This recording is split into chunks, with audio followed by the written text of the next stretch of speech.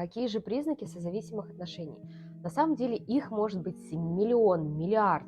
Все зависит от того, а сможете ли вы их почувствовать. Самые жирные пласты – это то, а как вам в одиночестве без этого человека? Комфортно ли вам? Есть ли у вас мысли развиваться, есть ли свои хобби помимо этих отношений? Второй признак созависимых отношений, и сейчас, пожалуйста, не пугайтесь. Помните, были ли бабочки в животе, когда вы начинали эти отношения? Казалось, что сейчас будет что-то потрясающее, сейчас-то, наконец, вся сказка жизни мне покажется. Второй звоночек.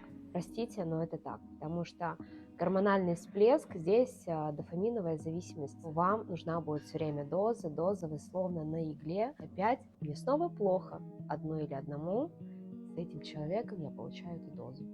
Пожалуйста, смотрите и не тратьте время на это, а зрейте свою яркую, уникальную личность.